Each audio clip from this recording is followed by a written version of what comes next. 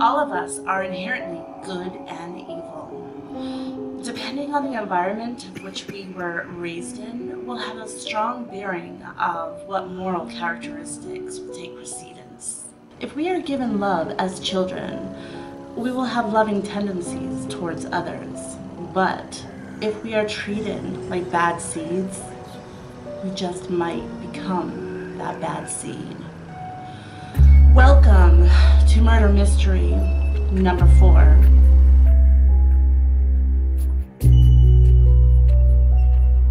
Back in the late 1980s, while the average Jane and Joe slept soundly, there was the other kind living an existence of color and bass. In the heart of New York, there were the wild kids, partying from the toll of midnight to the break of dawn. Dressed in elaborate costumes, enthusiastic, eccentrically flamboyant, a loud and proud group of people raised royal ruckus in the heart of New York City. These kids are called the Club Kids.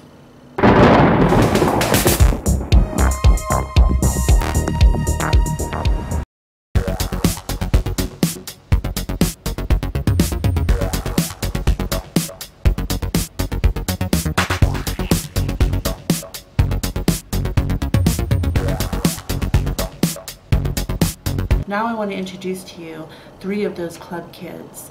2 of those are murderers and 1 is a victim. The first person I want to talk about today is Michael Alig. Now I want to give you a backstory of where Michael Alig has come from his youth up into a time where the story really does take off. Michael Alig was born April 29th, 1966, and he came from his hometown called South Bend, Indiana.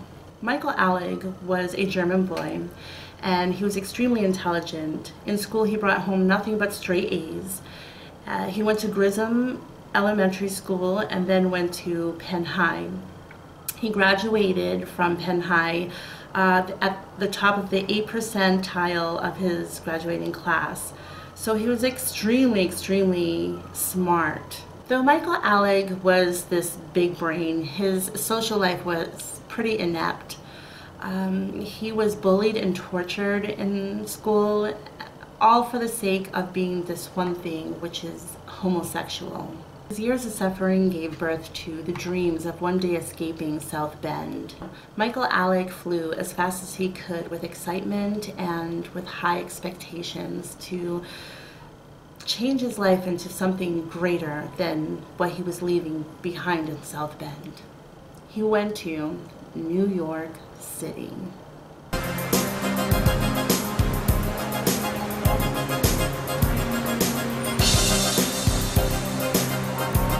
When Michael Alig established himself in New York City, he went on scholarship to go to Fordham University, where he was taking up architecture. But then he decided that he's going to the Fashion Institute Technology. So there he found a boyfriend, and this boyfriend introduced him to the nightlife. So in due time, Michael was introduced to a man named James St. James,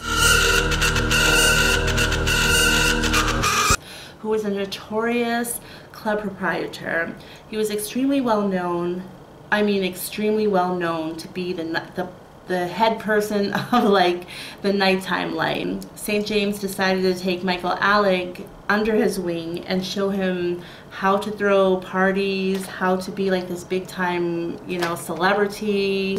Everything about the nightlife, St. James would teach Michael Alig. Michael Alig became even bigger than James St. James.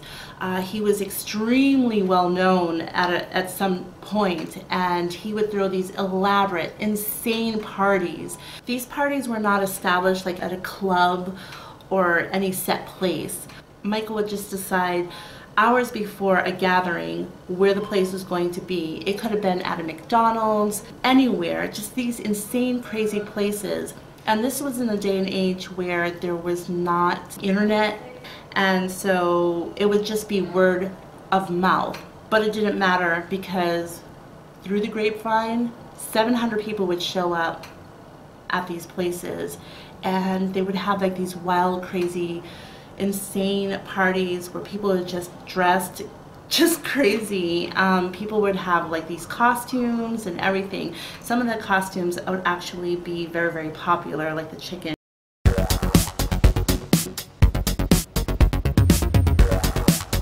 And sometimes these parties would last for like about a half an hour until the police would come and break it up. But to Michael Alig, that was sensational, because that just means that people are going to hear about this, and more people are going to come to his parties, and his name was going to be well known, and that's exactly what had to happen. So here we are.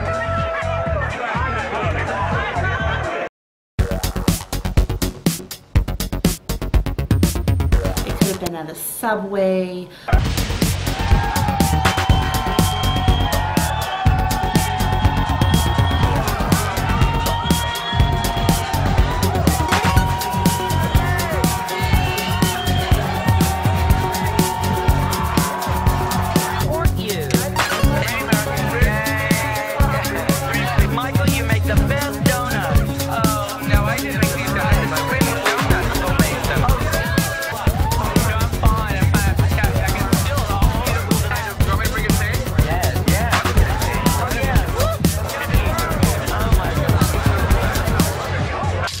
And so now, with Michael Alig being this big shot, everybody knows Michael's name.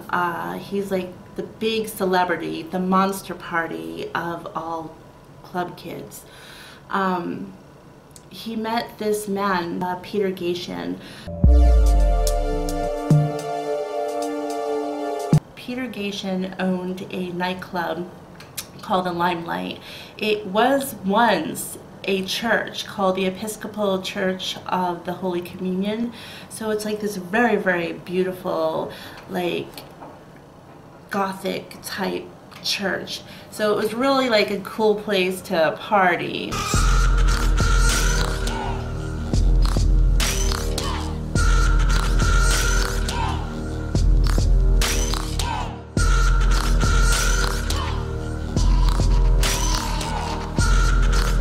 So Peter Gatien took Michael Alig under his wings and gave him a spot in the club just to do whatever it is that he wanted to do with his club. So with Michael Alig's fame, he got all these people into the club, and basically the club turned out. Okay, there were performers at these clubs such as Cyndi Lauper, Melendez, Grace Jones. Like, it was like this really, really big thing. It was this big thing because at this time, like in the 1980s, yeah, there was the LGBT community and there was a lot of homosexuals and stuff like that, but they had to keep it under lock and key. So this was like a place where they can express themselves. So they would dress in very elaborate clothing, very sexual clothing. This was also a time where sexuality was just rampant. But instead of actually having sex, they would, you know, do it in clothing, costumes, and that type of thing. Like their hair would be crazy. Just the costumes were insane. You know, because at that time, like, AIDS was a big thing. There was no medicine for it, and so this is just their way of being able to express themselves in the clubs. So Michael Alig really made this place like a big thing, because this was a place where they could, you know, just let their hair down and just express themselves. So Michael Alig treated this like a real business, okay, but he was very much a kid club himself, but he never did drugs in the club. Well, for a big chunk of time, he didn't do drugs. He was very like boisterous, but he didn't need any drugs to do that. So he was just like, from what I'm seeing, like he would just be absolutely nuts, like just causing problems in the club, just to get people riled up and angry, just to so they themselves can just let it out, you know, like. walking into somebody who was carrying drinks and say, oops, sorry, and then the drinks would go all over the place, and it was just, you know, it was just crazy, just that type of thing, like, I don't know. But then eventually, the more he would get into this, the more he turned to drugs. He started doing like Special K, heroin, and anything that he can get his hands on. It just turned really, really ugly. The more he got deeper into drugs, the more he had to get people to support his drug addict behaviors. And then also these clubs weren't innocent, you know. There was a lot of drugs in these clubs. I mean, people were really, really out of their mind. Like, there was no such thing as reality. Everything was all fantasy in the club life, okay, in the nightlife. So what he had to do is go and reach out to some drug dealers who would support that. So the first one who he reached out to was Robert Riggs, aka Freeze. That's what he went by.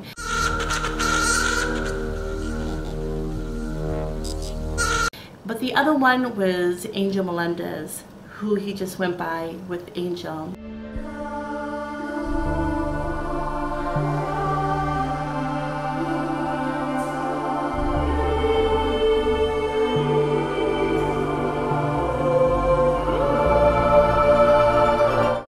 Now, these two people are very, very important because one was a killer, one was the victim. And now I want to talk to you about the victim. Now, there's not that much to say about the victim. There's not that much information out there other than he came from Colombia when he was 8 years old. Angel Melendez, in due time, he just became drug dealer to support his lifestyle. He too was a club kid.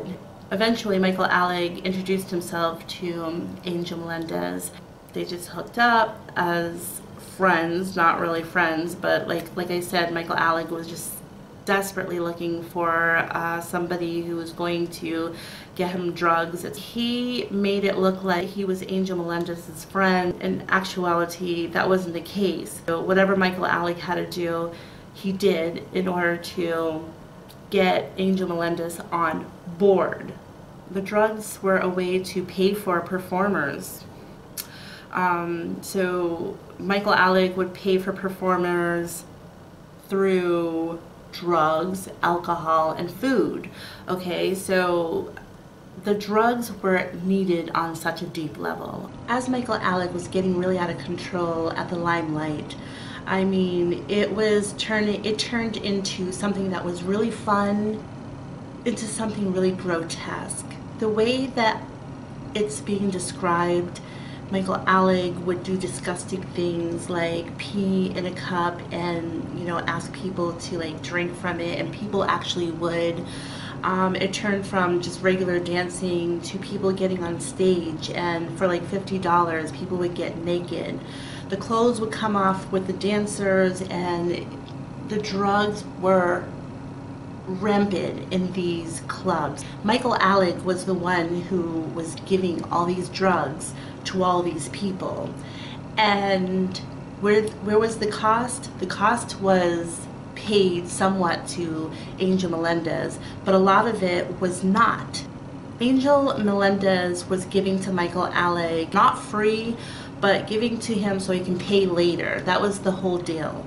But Michael Alig, he didn't want to pay for these drugs. He just became very delinquent. So this is where the murder happens. So now I want to get down to what happened on the night that Angel Melendez got murdered.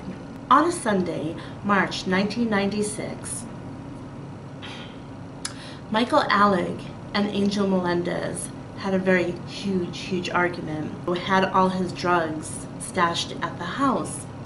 Michael, with his roommate, Robert Riggs, Freeze, aka Freeze, they were in one of their drug trips, went into Angel Melendez's stash and took all his drugs.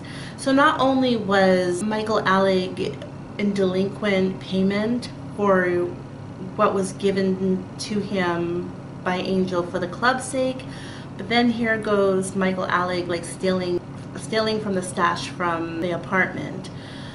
So there was like this big argument that broke out. They fought over the delinquency of non-payments of the drugs and the disrespect of the supposed friendship. When the argument broke out, in the apartment, it was Angel Melendez, Michael Alig, and Robert Riggs, aka Freeze. There was a physical fight that came about, and Angel was getting the better of Michael. He got him into the corner. He got him on the floor, and Michael had yelled out, "Get him off of me! Get him off of me!" At that point, Robert Riggs came running out, and he took a hammer and smashed it 3 times on Angel Melendez's head in the back, and Angel Melendez went down. Michael Alig got onto his feet. He took a pillow and he put it over Angel Melendez's face and smothered him to death until he completely stopped breathing. So Michael Alig, crazy, insane, out of his mind on drugs, he went and he got a bottle of cleaner. Some say it was Drano. It was just some kind of cleaning chemical. And he poured it into Angel Melendez's mouth. Then he takes some duct tape, wrap it around his face so that the chemical would stay in his mouth. Oh my God, can you imagine? I don't know why he would even do that if Angel Melendez is already dead. Like, the demon got a hold of this dude. He was just doing vile things to Angel Melendez's dead body. Now the two of them stripped Melendez down to the bare minimums, just took all of his clothes off. He put Angel into the bathtub, and where they kept him for 5 to 7 days. In that time, they had put ice in the tub along with liquid Drano and some baking soda. Anything that would cover up the grotesque smell. I mean, the smell must have been horrendous. I don't even know how the neighbors didn't even smell it, or, you know, I don't know. In that time, for the time that they left him in that tub, Michael Alig and Robert Riggs got freaking drugged out of their mind. They were putting so much heroin into their bodies because they later said that they were attempting to kill themselves. They just didn't want to deal with the situation, and so they were just really just drug-ridden out of their mind, while poor Angel Melendez rotted in the bathtub. After a while, Robert Riggs came to his mind. I don't know. He went to Macy's and he got a 2-inch wide knife, and they also got a butcher knife. When he got back to the apartment, Michael Alig proceeded to dismember Angel Melendez by cutting off his legs. At that point, Robert Riggs put the legs into a duffel bag, and then they took the body and they brought it to the Hudson River and just dumped him in there. The following day, they wrapped the upper body, and again they proceeded to, take him to the Hudson River.